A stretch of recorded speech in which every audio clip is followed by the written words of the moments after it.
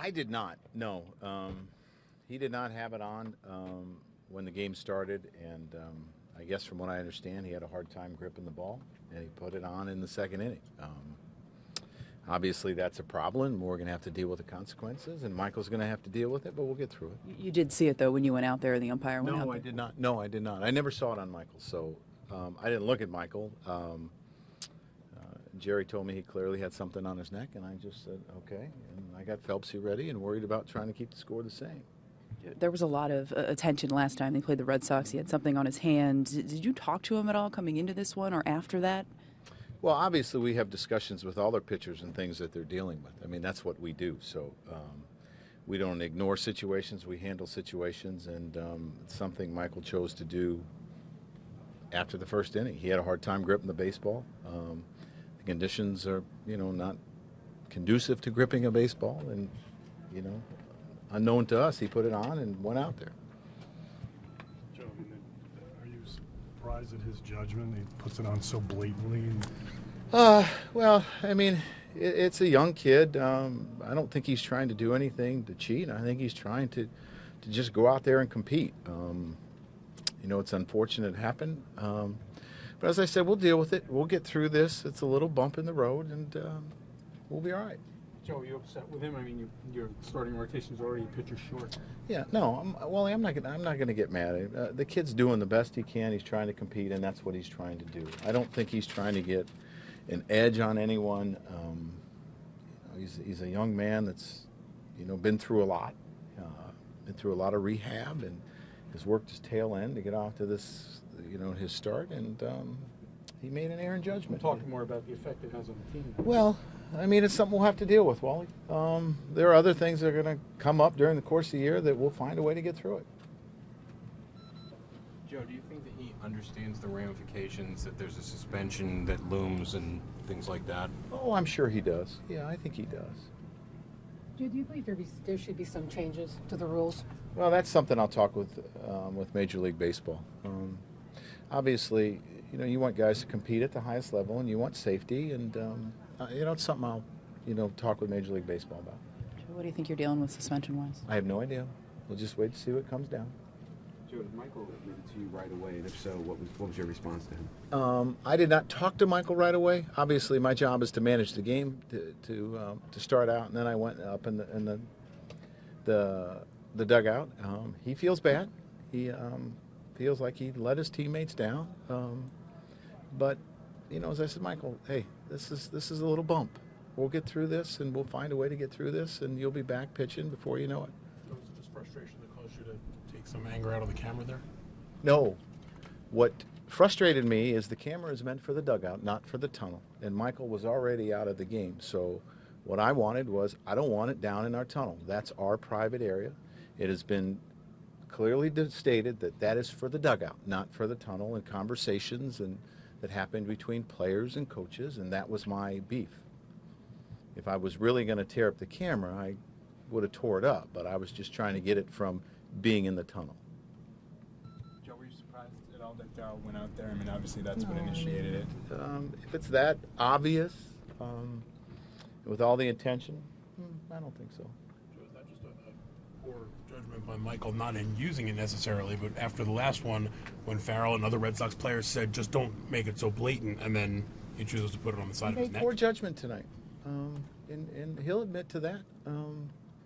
But, I think you could look at everyone in that room and everyone in this room. We have not always made the best decisions in our life, and you learn from them and you go on. Given what happened last week, did you take extra caution coming into this game to check to make sure he was okay with this stuff? There were conversations, as I said, and when things come up, we have conversations. Joe, as far as the thing with the camera, are you concerned at all that MLB will have a problem with the fact that you did that? No, I don't think so. I think MLB is going to have a problem with ESPN going in our tunnel. I didn't break the camera. All I did was kept it from going in our tunnel. You guys are acting like I ripped it apart. The camera worked the rest of the game, didn't it? All I did was turn it so it was on the field or in the dugout. No, but there might be a rule where you're not allowed to touch cameras. Well, if I'm going to get fined for that, then I'll have a real problem with that, because I didn't do anything to hurt the camera. First of all, the camera's in my way. There wasn't one on the other side. The camera's in my way. I mean, that's where I stand every day. The camera's in my way. Joe, do you think Michael pretty much gave John Farrell no choice there? Yeah, I mean, that's probably fair to say. Joe, you talked about having this discussion earlier with Pineda. Did you think he got it the first time? I didn't tell you exactly what I said to Pineda. I didn't tell you about a discussion I had with Pineda. More that you guys could have done to prevent this from happening in terms of either talking to Michael or anything like that? I told you, we have discussions with our players, and obviously we educate them on things, about a lot of different things. So So you feel you'd put him in position to not make this mistake? we put him in. Yeah, he had an error in judgment. Joe, do you think there's going to be any response from you guys to, would you be more inclined to check pitchers on the other side? You know what? If there's something really obvious, you know, maybe you do it. I don't know. I don't know what I would do. I guess we're not letting him in. You're out. The ESPN camera? Joe, Pineda had until today been one of the stars of this team. Right. You concerned at all about this unnerving him, throwing him off to what seemed a pretty good track for him this year? No, I'm not, Joel. I think the kid will bounce back. I think the kid will learn from it and we'll move on. I do. I think he's been through too much the last 2 years to something like this to really unnerve him. Joe, do you think he can pitch without it? Yeah, I mean, obviously, pitchers have to make adjustments when there's cold weather like this. But do you think he believes he can pitch without it? Yeah, Second time in 3 starts. I believe he can pitch without it. That's not what I asked. Well, I believe he believes that he can compete and go out there and do what he has to do. Yeah. Do you think the ejection unnerved your team a little bit? No. Not at No, all? I mean, I think we handled it pretty well. I thought we pitched pretty well. The bullpen, I thought we did a pretty good job. It's pretty good at bats. Obviously, John Lackey was tough on us today, but I don't think so. I mean, we had some opportunities to score. We just weren't able to get the hits. Joe, when Farrell come out, did you know what he was coming out for? No, I did not.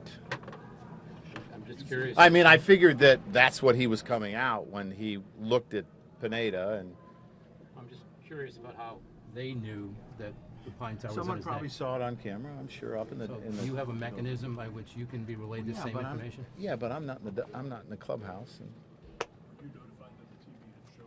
yeah, after it happened, yeah. After it happened, yeah, I was notified. I still haven't seen a picture of it though. I guess I'm saying John Farrell wouldn't have been in the clubhouse either. So No, someone probably came down. Joe, there were a lot of denials the last time with him. I mean, can we say now that he was using it the last game? You know, I'm going to focus on tonight's game, and you can say what you want. I mean, that's the freedom of the pen.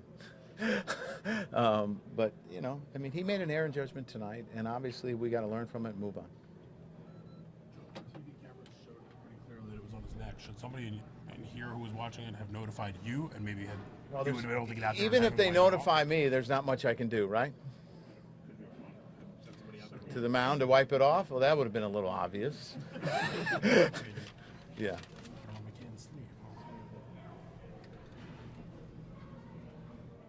But, I'm sorry, but couldn't you have done that? Go out and wipe it off? No, I don't think so. Not unless I want to tell him that he had something there.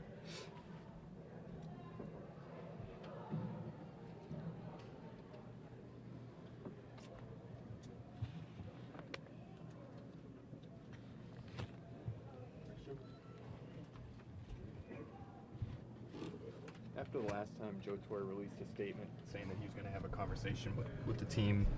Did he give the team a warning? He had a conversation with the team, but I was not involved in that conversation. So did he say the team? Did he speak with players or with Brian Cashman.